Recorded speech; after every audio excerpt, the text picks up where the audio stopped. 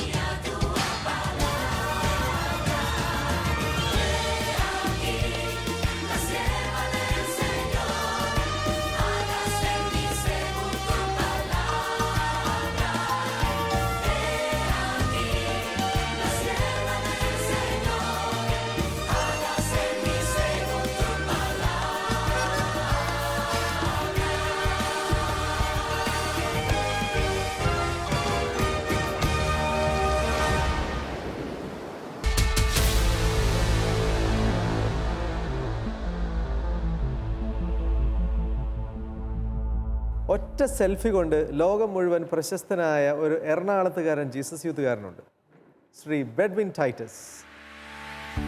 കുറുനിലത്ത് വീട്ടിൽ പരേതനായ ജെറാഡ് ടൈറ്റസിൻ്റെയും റാണി ടൈറ്റസിൻ്റെയും മകൻ ബെഡ്വിൻ രാജഗിരി എഞ്ചിനീയറിംഗ് കോളേജിൽ ബിടെക്കിന് പഠിക്കുമ്പോൾ ജീസസ് യൂത്തിൻ്റെ പ്രെയർ ഗ്രൂപ്പിലൂടെയാണ് ബെഡ്വിൻ വിശ്വാസത്തിൽ വളർന്നു വന്നത്. കോഴിക്കോട് IIM-ൽ നിന്ന് MBA പൂർത്തിയാക്കിയ ബെഡ്വിൻ ഇപ്പോൾ കൊച്ചി ഇൻഫോ പാർക്കിൽ ഒരു IT കമ്പനിയുടെ പ്രൊജക്ട് മാനേജറാണ്.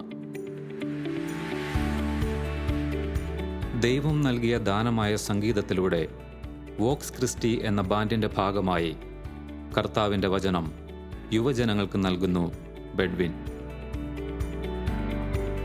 2019 പനാമ വേൾഡ് യൂത്ത് ഡേയിൽ പങ്കെടുക്കുവാനും ഫ്രാൻസിസ് പാപ്പയോടൊപ്പം ഉച്ചഭക്ഷണം കഴിക്കാനും ഭാഗ്യം ലഭിച്ച ബെഡ്വിൻ്റെ കാഴ്ച അനുഭവങ്ങളിലേക്ക്.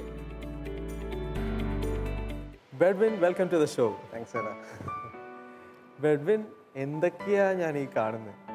മൊബൈൽ എടുത്ത് വാട്സാപ്പിൽ നോക്കിക്കഴിഞ്ഞാൽ എല്ലാ സ്റ്റാറ്റസുകളും എനിക്കറിയുന്ന ഒരുപാട് പേരുടെ സ്റ്റാറ്റസുകളിൽ ബെഡ്വിനും പോപ്പ് ഫ്രാൻസിസും ഒരുമിച്ച് നിൽക്കുന്ന സെൽഫിയാണ്.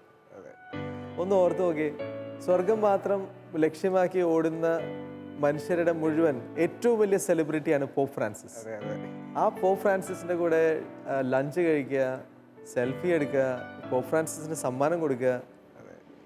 എന്താ പറയാ, ഇതിലും വലിയ സംഭവങ്ങളൊന്നും ഒരു മനുഷ്യന്റെ ജീവിതത്തിൽ സംഭവിക്കാനില്ല. ഇപ്പോഴും ഞാൻ അതിൻ്റെ ഒരു ആഘാതം ഉൾക്കൊണ്ടിട്ടില്ല. വലിയൊരു ബ്ലെസ്സിങ് ആയിരുന്നു, കർത്താവിൻ്റെ വലിയൊരു കരുണ. മാർപ്പാപ്പയോടൊപ്പം ലഞ്ച് കഴിക്കാൻ പറ്റി. ഈ ഒരു സെൽഫി കണ്ടപ്പോഴേ ഒരുപാട് പേരുടെ ഹൃദയങ്ങളിൽ ഒരു ചോദ്യം വന്നിട്ടുണ്ട്. ആ ചോദ്യമാണ് ഈ ഒരു കുട്ടി ചോദിക്കുന്നത്. ചോദ്യം, പരിശുദ്ധ മാർപ്പാപ്പയുടെ കൂടെ കിട്ടിയ ഭക്ഷണം കഴിക്കാൻ കിട്ടിയ അവസരം എന്ന് പറയുന്നത് വലിയൊരു ഭാഗ്യം തന്നെയാണ്. അപ്പോൾ ചേട്ടൻ എങ്ങനെയാണ് ആ അവസരത്തെ നോക്കിക്കാട്ടുന്നത്? ആരൊക്കെ ഉണ്ടായിരുന്നു? ഏതൊക്കെ രാജ്യക്കാരായിരുന്നു ചേട്ടൻ്റെ കൂടെ ഉണ്ടായിരുന്നത്? അങ്ങനെ കാര്യങ്ങൾ ചോദിച്ചറിയാൻ ഞങ്ങൾക്ക് ആഗ്രഹം. എല്ലാവർക്കും ഉള്ള ഒരു ചോദ്യമാണ്. ആരൊക്കെ ഉണ്ടായാലും ഇത് തന്നെയല്ലേ ചോദിക്കുന്നത് പുറത്ത്? ഇതെങ്ങനെ ഇതെങ്ങനെ സെറ്റായി എന്നൊക്കെ ചോദിക്കണം. സംഭവിച്ചെന്താണെന്ന് വെച്ചാൽ, വത്തിക്കാനിൽ നിന്ന് ജീസസ് യൂത്തിൻ്റെ ഇൻ്റർനാഷണൽ ടീമിൻ്റെ അടുത്ത് ചോദിച്ചു ഒരു നോമിനേഷന് വേണ്ടി. അപ്പോൾ ജീസസ് യൂത്തിൻ്റെ ഇൻ്റർനാഷണൽ ടീം നോമിനേറ്റ് ചെയ്തത് എന്നെയാണ്. അത് ദൈവത്തിൻ്റെ വലിയൊരു ബ്ലെസ്സിങ് ആയിട്ട് ഞാൻ കരുതുന്നു. പിന്നെ ഒപ്പം ഉണ്ടായിരുന്നത് പല രാജ്യത്തു നിന്നുള്ള ആൾക്കാരാണ്. Panama, Australia, Spain, Africa, USA. പിന്നെ അതിൽ ഏഷ്യയിൽ നിന്ന് ഞാൻ മാത്രമേ ഉണ്ടായിരുന്നുള്ളൂ അവിടെ. അങ്ങനെ ഒരു വലിയ ബ്ലെസ്സിങ് ആയിരുന്നു. അപ്പോൾ നമുക്കറിയാലോ നമ്മൾ മാർപ്പാപ്പയെ കാണും എന്നുള്ളത്. ഈ ന്യൂസ് അത് എല്ലാവർക്കും അറിയാമായിരുന്നോ? എനിക്ക് തോന്നുന്നത് ജനുവരി 26 ഈ ലഞ്ച് നടക്കുന്നത്. അപ്പോൾ ഒരു 3 മാസം മുന്നെയാണ് മനോജേട്ടൻ, ജീസസ് യൂത്തിലുള്ള മനോജേട്ടൻ എന്നെ വിളിച്ചിട്ട് പറയണത് ഇങ്ങനെ. അത് ഏറ്റവും രസകരമായൊരു സംഭവം എന്ന് വെച്ച് കഴിഞ്ഞാൽ, ഞാനൊരു പോസ്റ്റ് ഗ്രാജുവേഷൻ MBA ചെയ്യുമായിരുന്നു. അതിൻ്റെ ലാസ്റ്റ് എക്സാം എഴുതി അടുത്തത് എന്തെന്നൊക്കെ ആലോചിച്ച് വളരെ ടെൻഷനിൽ ഒക്കെ നിൽക്കുന്ന സമയത്ത് ഞങ്ങൾ ലഞ്ച് കഴിച്ചുകൊണ്ടിരിക്കുക. ലഞ്ചിൻ്റെ ഇടക്കാണ് ഇങ്ങനെ കോള് തന്നെ, ബെഡ്വിനെ ഇങ്ങനെ ഒരു ഓപ്പർച്യൂണിറ്റി വന്നിട്ടുണ്ട്, മാർപ്പാപ്പയായിട്ടുള്ള ലഞ്ച്. അപ്പോൾ നീ പനാമ ഈ വേൾഡ് യൂത്ത് ഡേക്ക് വരുന്നുണ്ടോ എന്നുള്ള രീതിയിൽ കൺഫേം ആണോ എന്നുള്ള രീതിയിൽ ചോദിച്ചു. അപ്പോഴേക്കും ഞാൻ ഇതൊക്കെ കേട്ട് ഞാൻ ഉണ്ട് ചേട്ടാ എന്നുള്ള രീതിയിലൊക്കെ പറഞ്ഞ് ഫോൺ വെച്ച്. അപ്പോൾ ഒരു 3-4 മിനിറ്റിലെ കോൺവെർസേഷൻ. അപ്പോൾ എനിക്കിത് അങ്ങ് ഗ്രഹിക്കാൻ പറ്റുന്നുണ്ടായില്ല. കാരണം അപ്പോൾ ഒപ്പമുള്ളവർ എൻ്റെ അടുത്ത് മനോജേട്ടൻ പറഞ്ഞൊരു 90% ഉറപ്പാണ്, എന്നാലും ആരുടെ അടുത്തും പറയണ്ട, സീക്രറ്റായി തന്നെ വെച്ചോളാനുള്ള രീതി പറഞ്ഞു. അപ്പോൾ ഒപ്പമുള്ളവർ ഫോൺ വെച്ചിട്ട് എന്താടാ സംഭവം എന്ന് വെച്ചാൽ ഒന്നുമില്ല എന്നുള്ള രീതിയിലൊക്കെ പറഞ്ഞു. അപ്പോൾ 3 മാസം മുന്നേ അറിയായിരുന്നു. പക്ഷെ ഞാൻ വീട്ടിലോ ആരുടെ അടുത്തോ ഇത് ഷെയർ ചെയ്തിട്ടുണ്ടായില്ല, എൻ്റെ ബാൻഡിലുള്ളവരുടെ അടുത്തോ ആരുടെ അടുത്തോ ഷെയർ ചെയ്തിട്ടുണ്ടായില്ല. പക്ഷെ ഇത് ഉള്ളിലിങ്ങനെ കൊണ്ട് നടന്ന്, കാരണം നടന്നാൽ ഭയങ്കരമാണെന്ന് അറിയാം. പക്ഷെ ഇത് പറഞ്ഞു കഴിഞ്ഞാൽ ആൾക്കാർ ഭയങ്കര എക്സൈറ്റഡ് ആവും, അല്ലെങ്കിൽ ഇതാവും. അവസാനമൊക്കെ ആയപ്പോഴാണ് വീട്ടിൽ പറഞ്ഞത്. കാരണം പനാമ വേൾഡ് യൂത്ത് ഡേയിലേക്ക് പോണ ഒരു ഇത് വീട്ടിൽ ഇങ്ങനെ കുറെ കഷ്ടപ്പാടായിരുന്നു സമ്മതിപ്പിച്ചെടുക്കാനായിട്ട്. ഓക്കെ.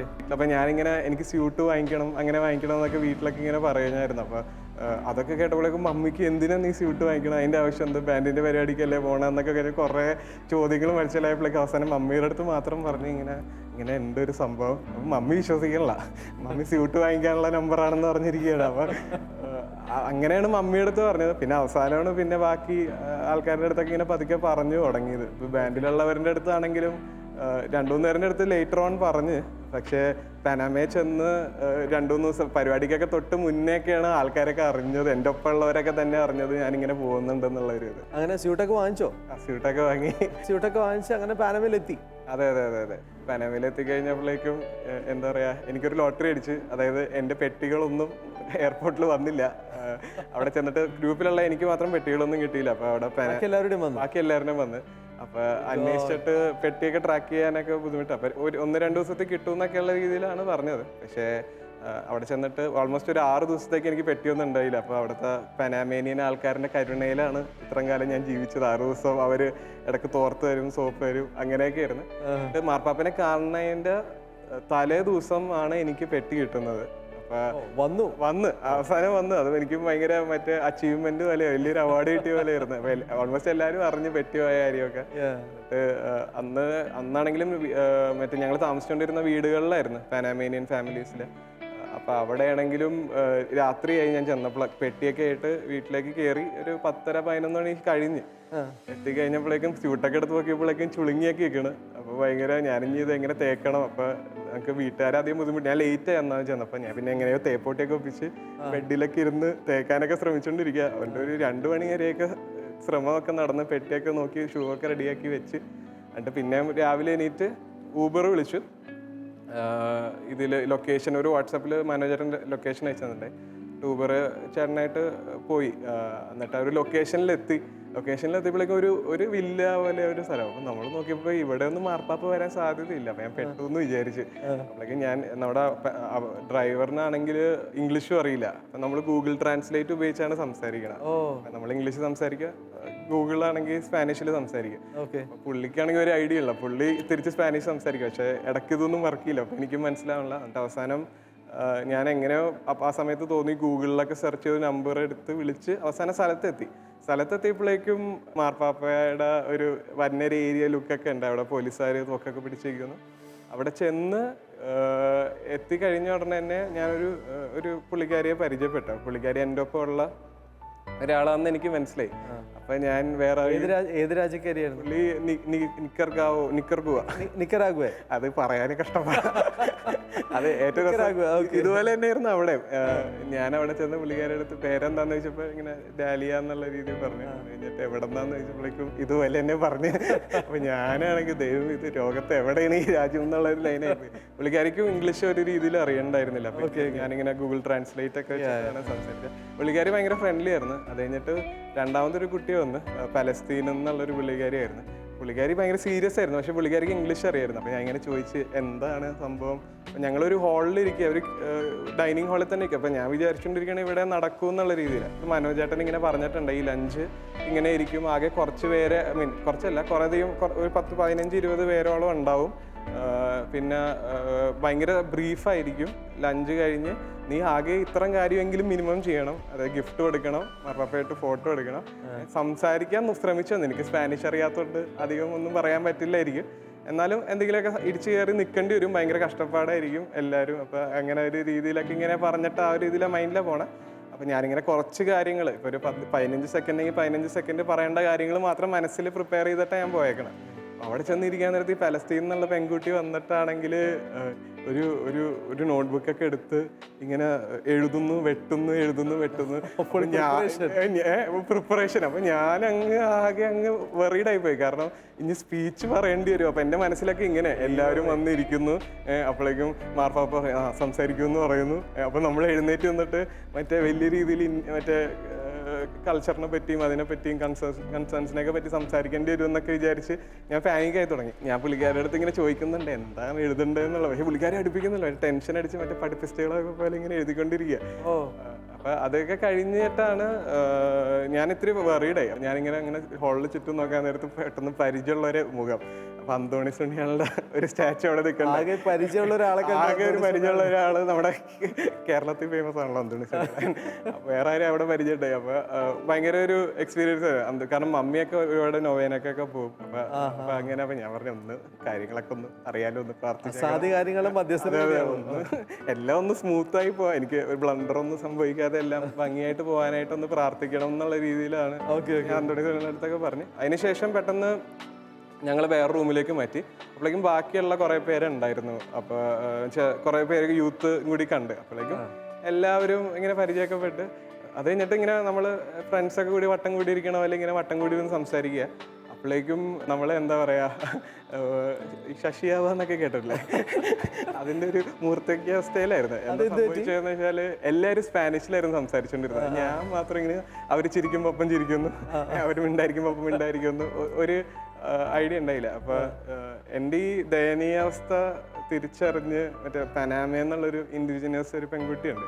പുള്ളിക്കാരി എന്നെ ഇങ്ങനെ കുറച്ച് നേരം നോക്കിയിരുന്നു. അപ്പോൾ പുള്ളിക്കാരിക്ക് മനസ്സിലായി എനിക്ക് സ്പാനിഷ് അറിയില്ല. പുള്ളിക്കാരി എല്ലാവരുടെ അടുത്ത് നിർത്തും പാവത്തിനൊന്നും മനസ്സിലാവണില്ല എന്നുള്ള രീതിയിൽ പറഞ്ഞു. അപ്പോഴേക്കും എൻ്റെ സൈഡിലൊരു US എന്നുള്ള ഒരു പെൺകുട്ടിയുണ്ട്. പുള്ളിക്കാരി വന്നിട്ട് പറഞ്ഞു ഞാൻ ഹെൽപ്പ് ചെയ്യാൻ, ട്രാൻസ്ലേറ്റ് ചെയ്യാൻ. അപ്പോൾ പുള്ളിക്കാരി ഇങ്ങനെ ട്രാൻസ്ലേറ്റ് ചെയ്ത് എല്ലാവരും അടുത്ത ഇതായി. അപ്പോൾ ഞാൻ ചോദിച്ചു എല്ലാവരുടെ അടുത്തും എന്താണ്, എത്ര പേരുണ്ടാവും, കുറേ പേരുണ്ടാവുമോ എന്നൊക്കെ. അപ്പോൾ എല്ലാവരും പറഞ്ഞു ഇനിയും ഉണ്ട് ആൾക്കാർ വരാൻ, നമ്മൾ വെയിറ്റ് ചെയ്യണം എന്നുള്ള രീതി പറഞ്ഞു. കുറച്ച് കഴിഞ്ഞപ്പോഴാണ് ഇവിടുത്തെ ഒഫീഷ്യൽസ് ഒക്കെ വന്നിട്ട് പറഞ്ഞ് U guys are the lucky 10 എന്നുള്ള ഒരു ലൈനിൽ പറഞ്ഞു. നിങ്ങൾ 10 പേരുള്ളത്. ഞാനാ സംസാരിച്ച, എല്ലാവർക്കും ഇംഗ്ലീഷ് അറിയില്ല. അപ്പൊ ഞാനിങ്ങനെ അവിടുത്തെ ഒരു പോർച്ചുഗലിൽ നിന്നുള്ളൊരു പുള്ളിയുടെ അടുത്ത് ഇങ്ങനെ ചോദിച്ച പുള്ളി എൻ്റെ അടുത്താ പറഞ്ഞു 10 പേരുള്ളത്. അപ്പൊ ഞാൻ ചെന്നിട്ട് പെട്ടെന്ന് ഈ US പെൺകുട്ടിയുടെ അടുത്ത് എന്ന് പറഞ്ഞ് 10 പേരുള്ളൂ. അപ്പൊ അവരൊന്നും വിശ്വസിക്കണല്ലോ 10 പേരെന്ന്. അവസാനം ഞങ്ങളെ മാത്രം നിർത്തി ഒരു 10 പേരിന്റെ ഒരു ഫോട്ടോ എടുത്തായിരുന്നു. ഇവരാണ് ആ 10 പേര് അല്ലേ? അതെ അതെ.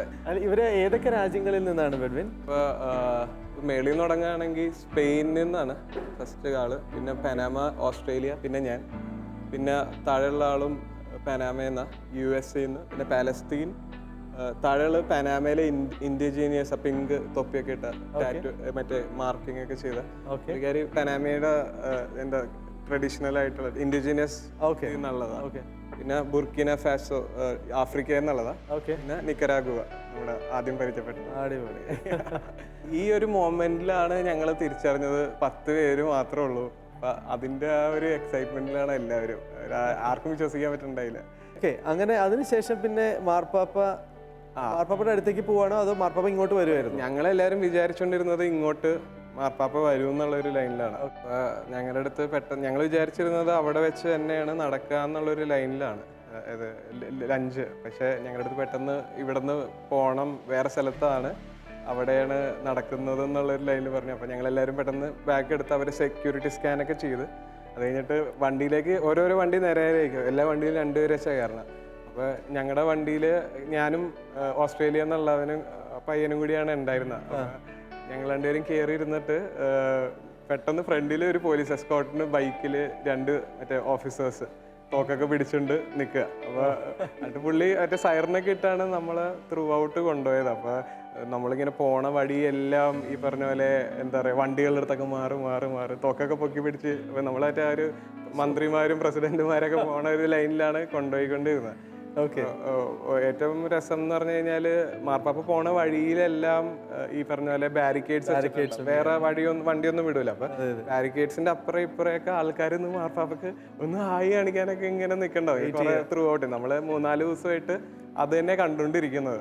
ഞാനും നിന്നിട്ടുണ്ട് അങ്ങനെ മാർപ്പാപ്പനെ കാണാനായിട്ട്. അപ്പൊ ആ വഴിയിലെ കൂടെ നമ്മളിങ്ങനെ വേറെ വണ്ടിയൊന്നുമില്ല, എല്ലാരും ഇങ്ങനെ നോക്കി വെക്കുക. അപ്പൊ നമ്മള് ഇങ്ങനെ വണ്ടിയിൽ ഇങ്ങനെ പോവുക. ഞാൻ ഭയങ്കര നെർവസ് ആണ്, എൻ്റെ സൈഡിലിരിക്കണവൻ അതിനെക്കാട്ടും നെർവസും എക്സൈറ്റഡ്. ഓക്കെ. അങ്ങനെ പിന്നെ സംഭവിച്ചത് ഞങ്ങൾ അവിടെ എത്തിക്കഴിഞ്ഞപ്പോഴേക്കും എന്താ പറയുക, കുറേ പേര് നമ്മൾ വന്ന് റിസീവ് ചെയ്തു. അപ്പോൾ എല്ലാവരും നമ്മളിങ്ങനെ വലിയ കാര്യമായിട്ട് ഇങ്ങനെ നോക്കിക്കൊണ്ടിരിക്കുക. ഇങ്ങനെ മറ്റേ എന്തോ സെലിബ്രിറ്റി ലൈൻ അല്ലെങ്കിൽ മറ്റേ ലോട്ടറി അടിച്ച ആൾക്കാർ എന്നുള്ള അതിൽ നോക്കുക. അപ്പോഴും എനിക്ക് കൃത്യമായിട്ട് മനസ്സിലാവുന്നില്ല ഈ പറഞ്ഞ പോലെ ഇത്രയും വലിയൊരു ഇവൻ്റ് ആണ് എന്ന് വെച്ചാൽ. മാർപ്പാപ്പയെ കാണാനതിൻ്റെ ഒരു എക്സ്ക്ലൂസീവ്നെസ് ഉണ്ട്. എന്നാലും ഭയങ്കരമായിട്ട് അപ്പം ഞങ്ങളൊക്കെ ഡ്രോപ്പ് ചെയ്യാൻ വന്ന ആൾക്കാരുണ്ടായിരുന്നു. മറ്റേ പോർച്ചുഗലിൽ നിന്നായിരുന്നു ഇതിൻ്റെ ഒരു PR പേഴ്സൺ, ഒരു കോർഡിനേറ്റർ ഉണ്ടായിരുന്നത്. അപ്പോൾ ഞാൻ പുള്ളിയുടെ അടുത്ത് ഇങ്ങനെ പറയുന്നുണ്ട്, അതായത് നമുക്ക് ഒരുമിച്ച് ലഞ്ച് കഴിക്കാലോ, വി ആർ ലക്കി എന്നുള്ള. അപ്പോൾ പുള്ളി തിരിച്ചു പറയുന്നുണ്ട്, you guys are the lucky one, you going to have the lunch with the pope എന്നുള്ള ഒരു ലൈനിൽ തിരിച്ചറിയാം. അപ്പോൾ എപ്പോഴും എനിക്ക് ക്ലിക്ക് ആവുന്നുണ്ടായില്ല. ഞങ്ങളുണ്ട് അവിടെ ചെന്ന് കഴിഞ്ഞപ്പോഴേക്കും എന്താണ് ബാക്കി ആൾക്കാരൊന്നും ഞങ്ങളുടെ ഒപ്പം വരുന്നില്ല. അപ്പോൾ ലഞ്ച് ഏരിയയിലേക്ക് കയറി കഴിഞ്ഞിട്ട് അവിടെ എന്താ പറയുക, ഞങ്ങൾ 10 പേരും പിന്നെ ഞങ്ങളെ സെർവ് ചെയ്യാൻ പോണ ആൾക്കാരും പിന്നെ ഷെഫും പിന്നെ മാർപ്പാപ്പയും പനാമയിലെ കാർഡിനലും, ഇത്രയും പേരേ ഉള്ളൂ ഇതിൽ ഈ ഒരു ലഞ്ചിന് വേണ്ടി എന്നുള്ളത്. അപ്പോൾ നമുക്ക് ഞങ്ങൾ കുറച്ച് ഫോട്ടോസ് എടുത്തായിരുന്നു. ഇതാണ് 10 പേര് സെർവ് ചെയ്യണ മറ്റേ ആ വൈറ്റ് ഇട്ടവരാണ് ഞങ്ങൾ സെർവ് ചെയ്ത്. സത്യം പറഞ്ഞ ഇവരുടെ പേരൊന്നും ചോദിക്കാനുള്ള ഗ്യാപ്പ് കിട്ടിയില്ല. പിന്നെ മറ്റേ പിങ്ക് ഷർട്ട് ഇട്ട ഷെഫ്, ഇതാണ് ഞങ്ങൾ 10 പേര്. ഞങ്ങൾ ഇരുന്ന ടേബിളാണ്. മാർപ്പാപ്പ വന്നതിന് തന്നെ ഞങ്ങൾ ഇതിൻ്റെയൊക്കെ ഫോട്ടോ ഒക്കെ എടുത്തു. ഇതെല്ലാം മറ്റേ റോയൽ ലെവൽ അറേഞ്ച്മെന്റ് ആയിരുന്നു എല്ലാം. ഓക്കെ. അതെ, 10 പേര്, കുഞ്ഞ് സിമ്പിൾ ആയിട്ടുള്ള ഒരു ഇത്. അപ്പോൾ ഇവിടെയാണ് പിന്നെ ഞങ്ങൾ വെയിറ്റ് ചെയ്തിരുന്നത് മാർപ്പാപ്പ. ഞങ്ങളപ്പോൾ കുറച്ച് നേരത്തെ നിന്ന്. ഇതിന് ശേഷം സംഭവിച്ചത് വത്തിക്കാനിൽ നിന്നുള്ളൊരു റെസ്പോൺസിബിൾ ആയിട്ടുള്ള ഒരാൾ വന്നു. ഇൻസ്ട്രക്ഷൻസ് എന്ന് പറഞ്ഞാൽ തുടങ്ങിയത്. ഓക്കെ. നിങ്ങൾ ആരും ടെൻഷനൊന്നും അടിക്കണ്ട, മാർപ്പാപ്പ ഭയങ്കര കൂളാണ്. Okay. It's going to be a casual lunch, വലിയ പ്രശ്നങ്ങളൊന്നുമില്ല, അപ്പോൾ നിങ്ങൾ ടെൻഷൻ അടിക്കണ്ടെന്നൊക്കെ പറഞ്ഞ് ഞങ്ങളെ സമാധാനിപ്പിച്ച്. അതിന് രണ്ടാമത് പറഞ്ഞ് മാർപ്പാപ്പ ടയേർഡാണ് കുറച്ച്, അപ്പോൾ നിങ്ങൾ വന്ന ഉടനെ ഗ്രീറ്റ് ചെയ്തിട്ട് നിർത്തി സംസാരിപ്പിക്കരുത്, നേരെ ടേബിളിന് ചുറ്റും ടേബിളിൽ വന്ന് ഇരുന്നിട്ട് we can have the conversation എന്നുള്ളൊരു ലൈനിൽ പറഞ്ഞ് ഇതായിരുന്നു ഞങ്ങൾക്ക് ആകെ കിട്ടിയിരിക്കുന്ന ഒരു ഇൻസ്ട്രക്ഷൻ ഇതായിരുന്നു. കുറച്ച് സമാധാനമൊക്കെ വന്ന് അത് കഴിഞ്ഞ് പെട്ടെന്ന് അവര് പറഞ്ഞു മാർപ്പാപ്പ is coming, hill reach in 10 minutes എന്നുള്ള ലൈനിൽ പറഞ്ഞു. അപ്പം മേളിൽ പിന്നെ മറ്റൊരു ഹോളിവുഡ് മൂവി അതൊക്കെ എന്താ ഇമോഷൻ എന്ന് സത്യം പറഞ്ഞാൽ തിരിച്ചറിയുന്നുണ്ടായിരുന്നില്ല. പെട്ടെന്ന് ഈ മേളിൽ മറ്റേ ഹോളിവുഡ് ലൈനിൽ ഹെലികോപ്റ്ററിന്റെ ശബ്ദം വന്നു തുടങ്ങി. മറ്റേ ഒരു കറുത്ത SUV-യിൽ മറ്റേ സ്യൂട്ടും മറ്റേ മെൻ ഇൻ ബ്ലാക്ക് സ്റ്റൈലിൽ ഇയർ പീസൊക്കെ വെച്ച് ആൾക്കാർ ഇറങ്ങി അങ്ങോട്ട് ഓടുന്നു ഇങ്ങോട്ട് ഓടുന്നു. അതിനുശേഷം പെട്ടെന്ന് സമാധാനത്തിൽ മാർപ്പാപ്പ ഒരു സാധാരണ ഒരു മിഡ് സെഗ്മെന്റ് സെഡാൻ, ഒരു സാധാരണ ഒരു കാറിൽ ഇങ്ങനെ സമാധാനത്തിൽ വന്നു ഇറങ്ങി. എപ്പോഴും അതുപോലുള്ള കാറാണല്ലോ യൂസ് ചെയ്യുന്നത്. അതെ ഭയങ്കര ഞാനും നമ്മൾ പൊതുവെ പ്രതീക്ഷിക്കും വലിയൊരു കാറ്, സാധാരണ ഒരു മിഡ് സെഗ്മെന്റ് സെഡാനിൽ വന്ന് ഇറങ്ങി. അവിടെ കുറച്ച് സമയം എടുത്തു. പുറത്ത് വന്ന് ഇറങ്ങിയിട്ട് എല്ലാവരും ഒന്ന് ഗ്രീറ്റൊക്കെ ചെയ്തിട്ടാണ് പിന്നെ മാർപ്പാപ്പ ഉള്ളിലോട്ട് കയറി വന്നിട്ട് എല്ലാവരും ഷെയ്ക്കാൻ്റെ ഇത് കേട്ടോണ്ടിരിക്കുമ്പോ എനിക്ക് ഹൃദയമിടിപ്പ് വരുന്നു. അപ്പൊ മാർപ്പാപ്പ ഇങ്ങനെ കയറി വന്നോണ്ടിരിക്കാം.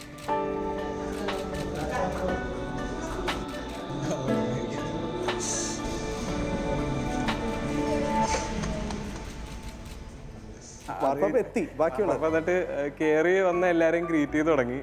ഇങ്ങനെ ഷെയ്ക്ക് ഹാൻഡ് തന്ന് ഞാനും ഇങ്ങനെ ഹോളി ഫാദർ എന്ന് പറഞ്ഞ് ഇങ്ങനെ ഷെയ്ക്ക് ഹാൻഡ് കൊടുത്ത് എന്നിട്ട് ഞങ്ങൾ നേരെ ടേബിളിന് ചുറ്റും വന്നിട്ട് ഒരു എന്താ പറയുക നെർവസ്ലി എക്സൈറ്റഡ് ഒരു ഭയങ്കര ഒരു സ്റ്റേറ്റ് ആയിരുന്നു എല്ലാവർക്കും. ഇങ്ങനെ മാർപ്പാപ്പ ഒന്ന് നിൽക്കുക, എല്ലാവർക്കും വിശ്വസിക്കാനും പറ്റാനുള്ള അപ്പൊ മാർപ്പാപ്പയ്ക്ക് ഇത് അറിയാലോ, കാണാറില്ലല്ലോ. അപ്പൊ മാർപ്പാപ്പ എല്ലാവരുടെയും മുഖത്ത് ഇങ്ങനെ ഒരു ചിരിപ്പിക്കണ രീതിയിൽ ഒരു ചിരിയൊക്കെ വെച്ചു. എനിക്ക് കറക്റ്റ് എക്സ്പ്രഷൻ ഇടാറിയ ഭയങ്കര ഒരു ഗ്രേഷ്യസ്ലി എല്ലാവരും ഇങ്ങനെ നോക്കി. നേരം ഇങ്ങനെ എല്ലാവരുടെ എക്സ്പ്രഷനൊക്കെ കാണാൻ എത്ര നേരം ഇങ്ങനെ ഇത് പിടിച്ചു നിൽക്കും എന്നുള്ളതാണ്. എന്നിട്ട് മാർപ്പാപ്പ ചോദിച്ചു വിശക്കുന്നുണ്ടോന്ന് ചോദിച്ചു. ഞങ്ങൾ എല്ലാവരും ഇങ്ങനെ ചിരിച്ച്. അത് എക്സ്പെക്ടഡ് ക്വസ്റ്റ്യൻ അല്ലായിരുന്നു. അപ്പൊ പെട്ടെന്ന് ഫസ്റ്റ് ക്വസ്റ്റ്യൻ ഇത്ര സിമ്പിൾ ആയിട്ടുള്ള ക്വസ്റ്റ്യൻ. അപ്പൊ എല്ലാവരും സത്യം പറഞ്ഞാൽ നമ്മുടെ വിശപ്പ് അവിടെ മാറി. വിശപ്പൊന്നും ചിന്തിക്കാനില്ല.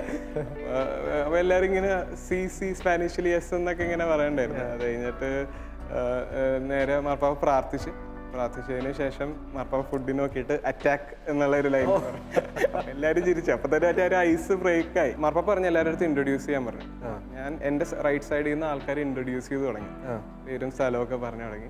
അങ്ങനെ കറങ്ങി എൻ്റെ ലെഫ്റ്റ് സൈഡിൽ കറക്റ്റ് ആയപ്പോഴേക്ക് ഇൻട്രൊഡ്യൂസ് ചെയ്ത് കഴിഞ്ഞപ്പോൾ തന്നെ മാർപ്പാപ്പ സംസാരിച്ചു തുടങ്ങി. മാർപ്പാപ്പ വിചാരിച്ച് എല്ലാവരും കഴിഞ്ഞ്, അപ്പം ഞാനവിടെ ചെറുതായിട്ട് തേക്കപ്പെട്ടു. അപ്പം എനിക്ക് ഇൻട്രൊഡ്യൂസ് ചെയ്യാൻ പറ്റിയില്ല. മാർപ്പാപ്പ കാഷ്വലി സംസാരിച്ചു തുടങ്ങി. അപ്പോഴേക്കും ഞാൻ വിചാരിച്ചു പെട്ട് എന്നുള്ളൊരു ലൈനിലെ അപ്പോഴേക്കും എല്ലാവരും പറഞ്ഞു ഇല്ലില്ല ഒരാളും കൂടി ഉണ്ട് എന്നുള്ളൊരു ലൈനിൽ പറഞ്ഞപ്പോൾ പറയാൻ പറഞ്ഞു എൻ്റെ അടുത്ത്.